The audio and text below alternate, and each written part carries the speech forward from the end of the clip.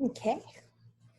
Welcome, ladies and gentlemen, to our home education program from Physical Therapy and Balance Centers. Today, I am proud to announce Kate Howard, Doctor of Physical Therapy and wonderful educator, who is going to help me do this presentation to help all of you out there who have pain in their shoulders. So without further ado, we're going to begin the presentation, The Secret to a Pain-Free Shoulder.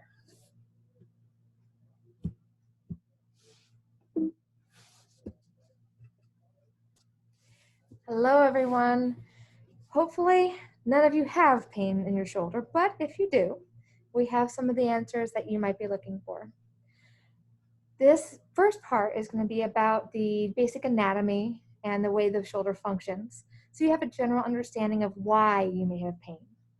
So the first part you want to know about is the bones. There are three major components of your shoulder. You've got your shoulder blade, also known as the scapula. You have your collarbone, also known as the clavicle, and you have your humerus, which is your upper arm bone. You would think that that would be a very simple joint, a very simple problem to fix, but it actually gets very complicated because the shoulder is not your typical joint. It is what's called a physiological joint, meaning that the vast majority of your movement with your shoulder is caused by muscle, not by bone. You see, the joint between your collarbone and your shoulder blade is called your acromioclavicular joint. That joint is only about 1 to 2 inches in size, and yet is responsible for holding the vast majority of your shoulder in place. So here is a small model, okay? So this would be the right arm. Here's your collarbone here. And this right here is the joint between your shoulder blade and your collarbone here, that AC joint. And as you can see, there is a hook to it that allows you to have a gap for muscle to come off your shoulder blade and go into your upper arm, allowing you to move. When you have any problems, all of a sudden this process doesn't work quite the way it's supposed to. We'll get into that a little bit later. But the important part is to know that this little tiny joint can get a big beating when you have a problem with your shoulder.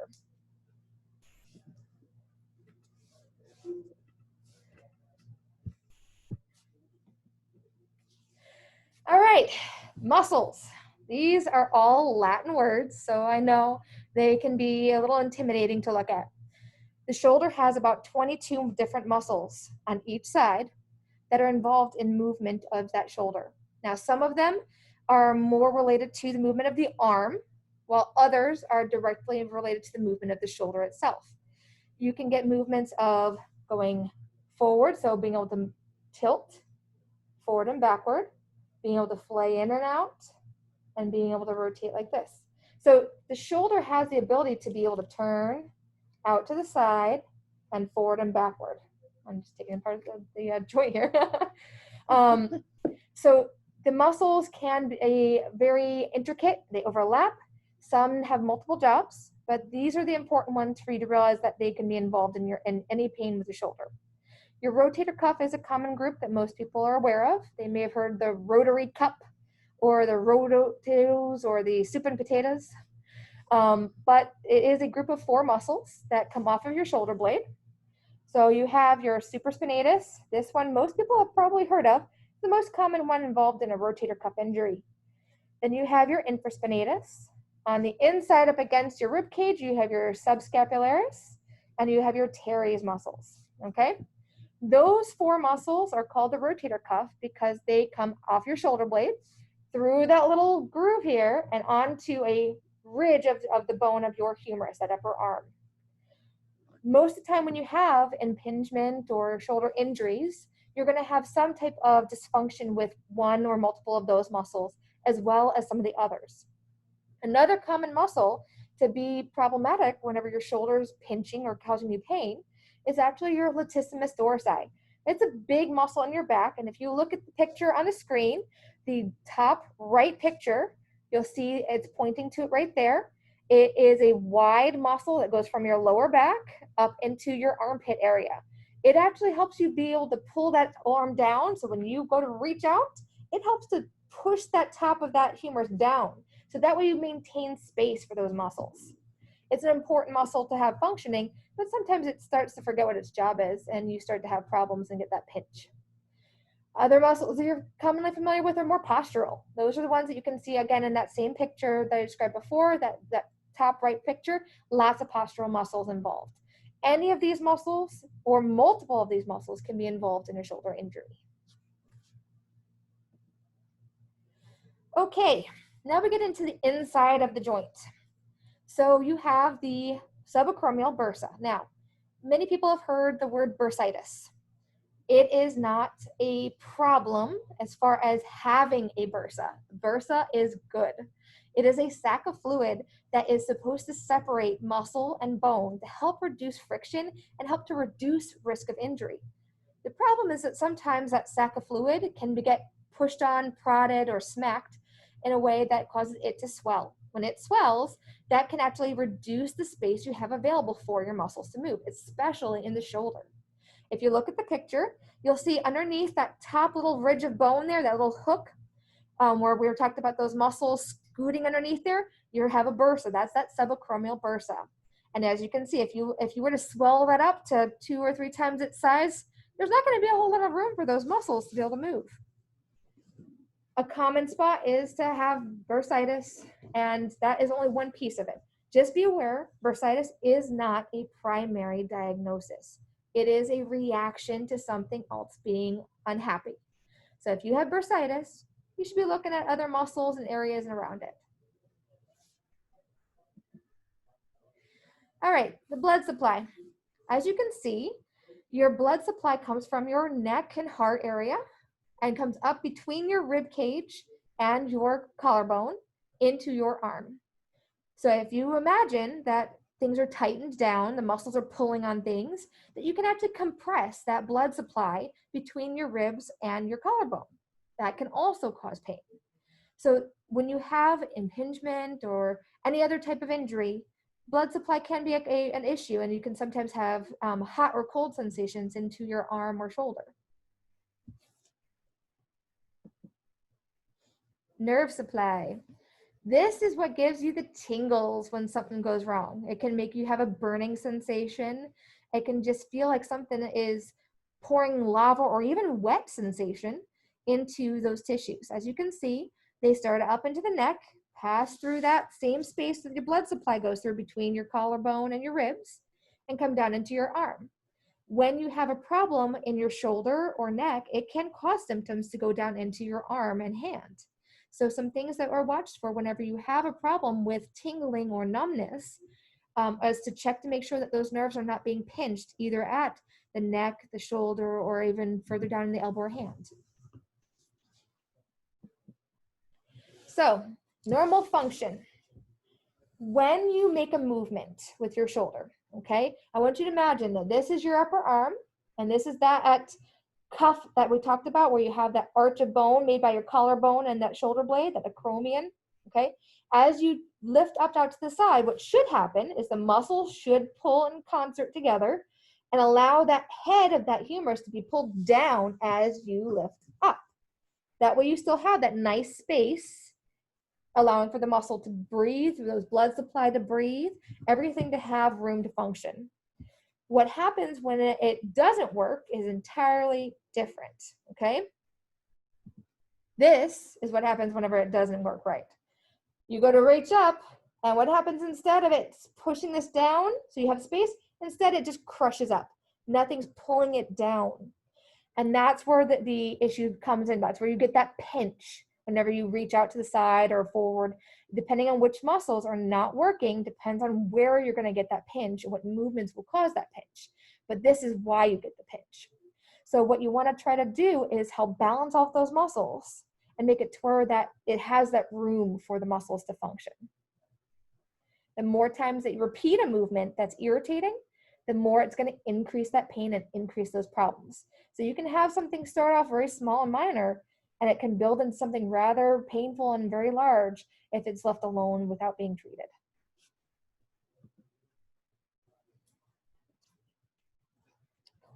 Okay, symptoms of shoulder impingement. You'll start to have pain when you're lifting the arm, especially out to the side or reaching behind or reaching overhead. Pain while you're turning the arm at shoulder height. So if you're going to reach and you're turning, you'll start to, ooh, actually, this is actually one of the tests that we do to diagnose it. Pain when you're trying to go to sleep at night and you lie down on that left side, if it's a left-sided injury. You start to feel a little bit weak.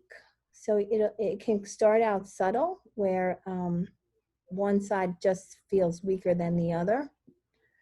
When that happens, you start to actually compensate, which most times I find with injuries, it's not the actual injury that wreaks the most havoc, it's the compensation that we reinforce that creates further imbalances that is even a harder problem to deal with if you let it go on too long. And then if you're feeling a pinch or a catching sensation in the shoulder, that's kind of going to clue you in that that's possible you may be suffering from shoulder impingement. The earlier you catch it and fix it, the better you are in the long run. Your recovery after a shoulder injury, or even just when you start to be more aware that there might be something wrong with your shoulder, starts really with awareness, understanding the shoulder. Hopefully you didn't check out too much when we went in the anatomy, but it's so important that you can have a picture when you start to understand how does your shoulder work and why does it hurt. So what actually, you want to know and understand what actually stabilizes the shoulder. The shoulder is probably one of the most beautiful joints in that it has the most degrees of freedom. This is the joint that we need to move in so many different directions and still remain its health. In order to accomplish that, the rotator cuff muscles that Kate just went over in detail beautifully, they need to be in perfect balance to maintain that space that Kate was talking about. But they're not the prime movers. They're the movers that are going to go around and around, but they're not the primary muscles of the shoulder. The primary muscles of the shoulder that do the most work for the arm so that you can hit a tennis ball or hit a backhand with power or swing the golf and have that ball go as far as you want it to go, are the stabilizers. They're the bigger muscles that are attached and laying over the back that stabilize the scapula. So if you take a look at my screen here, I kind of like to explain it to patients in the analogy that the arm, with all its degrees of freedom, is like a tree. Okay, if you can picture, this is a pretty massive tree. So this would be a guy who has massive biceps and deltoids and arm buildup. But if you can kind of picture this as just a sort of long, skinny tree with roots that go deep down into the ground. The roots, the roots are what are going to stabilize it. So the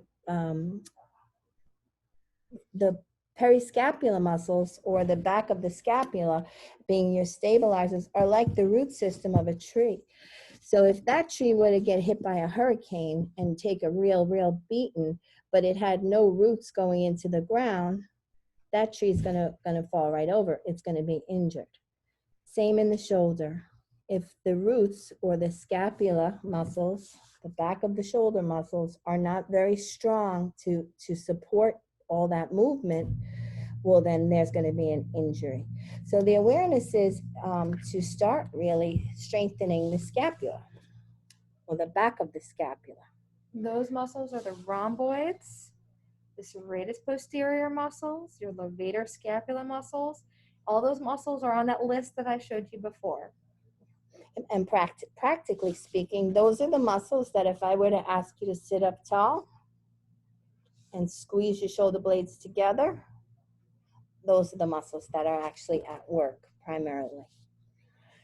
The fastest way we shut those muscles off is to develop a habit of bad posture. So when we start to come forward with our head, shoulders get rounded, say we've been, just working at the computer, and doing it several days in a row, all of a sudden you can start to develop bad habits of posture. I'm also going to add one tidbit is that how we think is going to dictate our posture, and our posture is going to dictate how we think.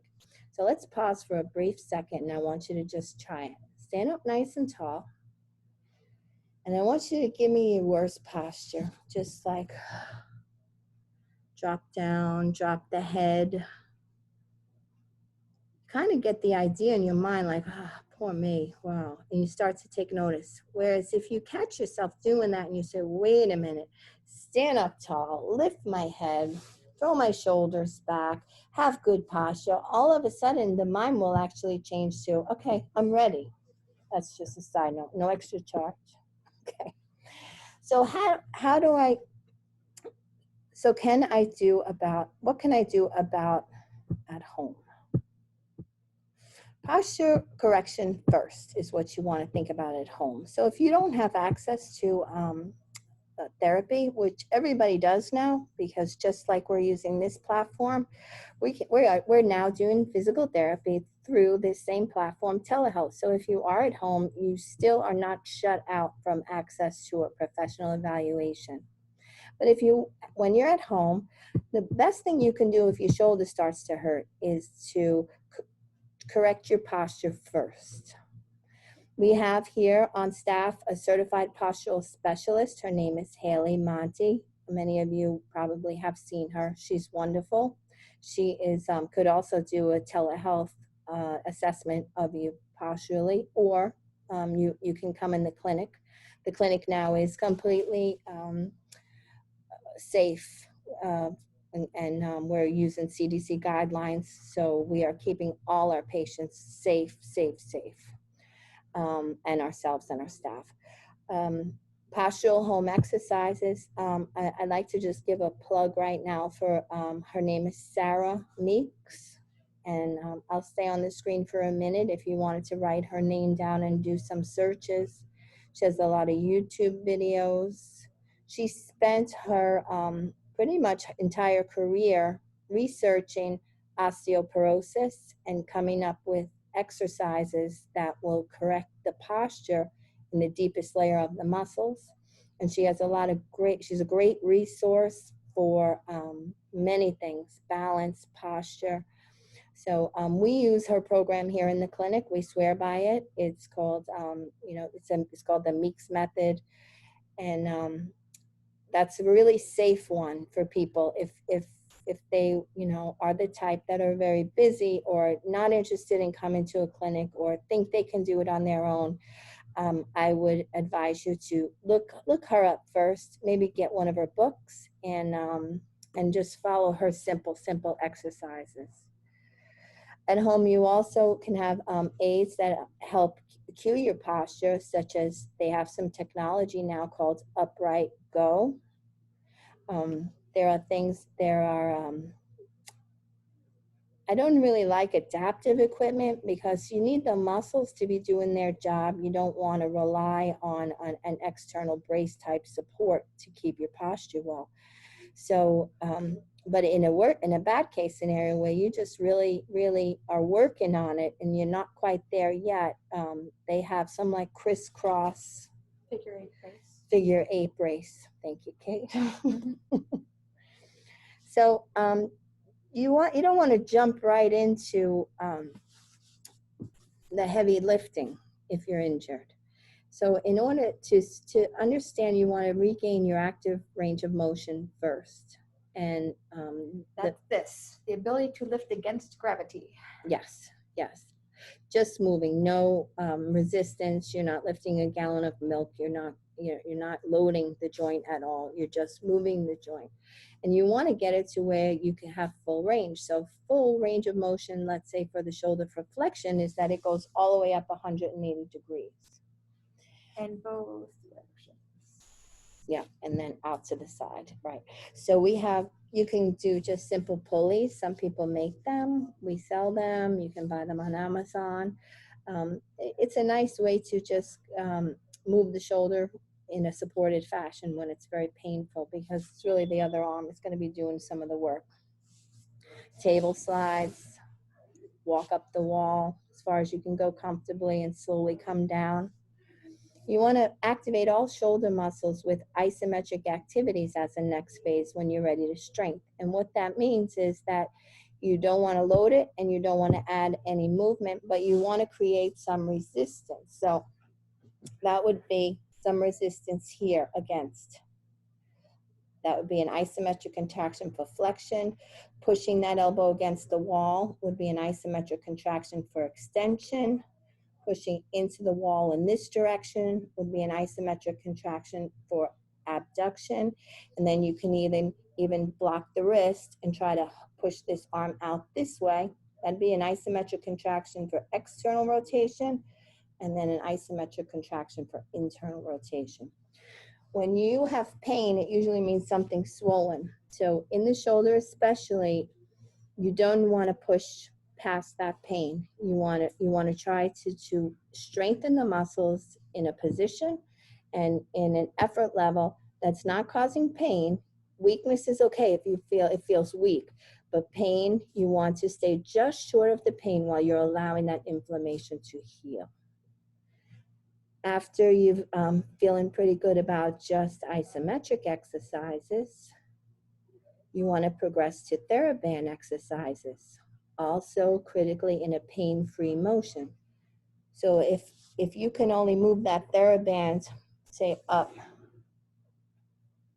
55 degrees for the sake of the camera, and then beyond that it starts to hurt, well, your training needs to be just short of the point of pain at home until now that's not painful or doesn't feel weak anymore. And then you can start to increase the range, maintaining no pain, until you're rehabilitated and you can go full range with no pain.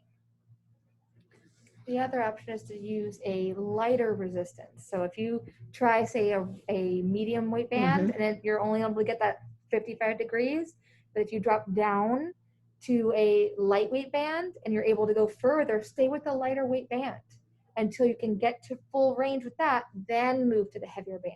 Good point. Thank you, Kate.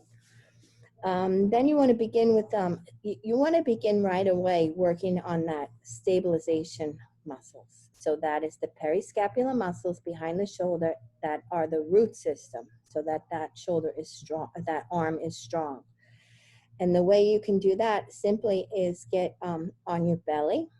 You can start with even simpler than that, where you just start to activate. So you're sitting up. You don't want to be in this position where the shoulders are rounded.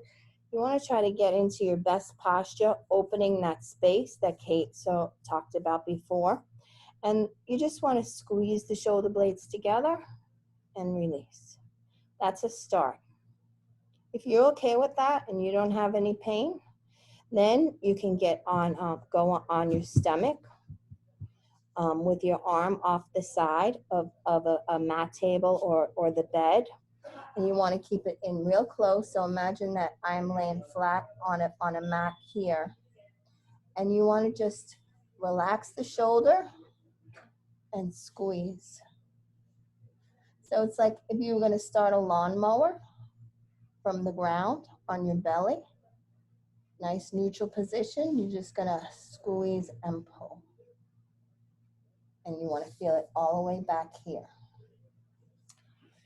And then we've got a strong periscapula, and we can go through a resisted range without pain, and isometrics are fine, and we've gotten our full range back.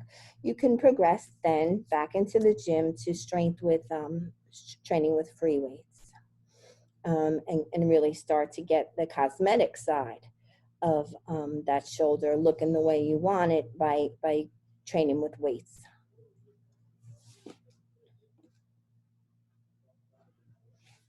Now, back in the beginning of this presentation, Kate drew your attention to a pretty big muscle that's important called the latissimus dorsi. And that's kind of running down on the side up and into the armpit.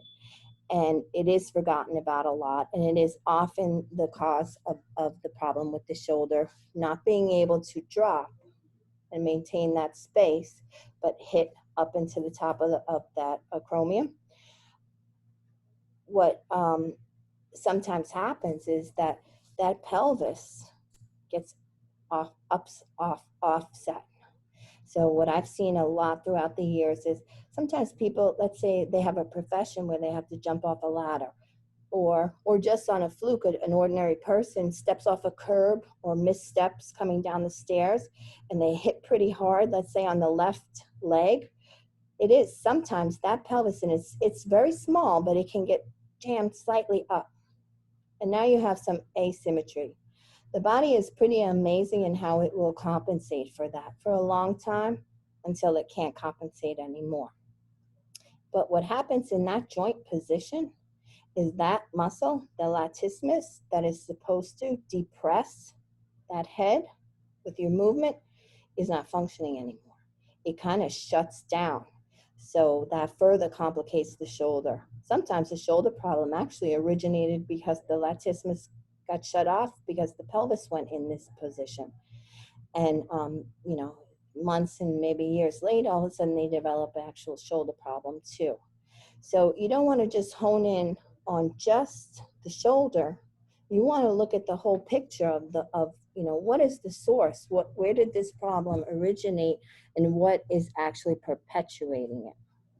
So here in the clinic here, we with all shoulder problems, we look right at that pelvis and make sure that latissimus is firing, and make sure that the pelvic position is correct enough that it actually can fire. Other options for painful shoulders at home, we have a lot of awesome tools here to help you, but sometimes you don't have access to those tools. An ice massage is a great way to shut off a very painful shoulder and maybe get you more sleep. Bursitis, for whatever reason, seems to rear its ugly head the worst in the nighttime. You're busy running around, you have some dysfunction in your shoulder, you've been diagnosed with bursitis, but you can keep your mind really busy, and as long as that shoulder is moving in a range that's not so painful, you don't notice it as much until you lay down at night and you're trying to go to sleep, and this thing is just wah, wah, wah. That's also an indicator that you probably additionally have bursitis. But during those times, if you were to take either a small paper cup, fill it with water so you have it on hand, put it in the freezer. Now you have this nice little cup that you can hold, frozen on the inside. You just kind of tear it away so that there's good access to the ice to the skin. And then right where you're having the pain, you want to just do slow circles in and around the entire painful area. And that might buy you a little bit of a better night's sleep until you can actually get in and start getting it fixed, or get in touch with someone. Here, when we come in the clinic and we have we find a shoulder that's really inflamed and dysfunctional and painful, we have access to a class 4 laser, which really works well on shoulder pain very quickly. If you're interested in trying that out, if you're home and you're watching this video and you do have a lot of pain, but you don't have a lot of time, that is absolutely a cut to the chase way to get some relief. You can call our office and we'd be happy to try it on you to see if it will work. So I know that there's not a whole lot of questions to be asked today because you don't actually have access to that. But if you have questions, you can give us a call. And what you can do, it's not going to be in real time where we can answer them live, but you can just type it in the chat or shoot us a message any way you want, or call us, and we will be happy to follow up with you. We wish you well during these trying times. We wish you health. And we wish that if you have shoulder pain, that most of all, that our video presentation was helpful. Thank you.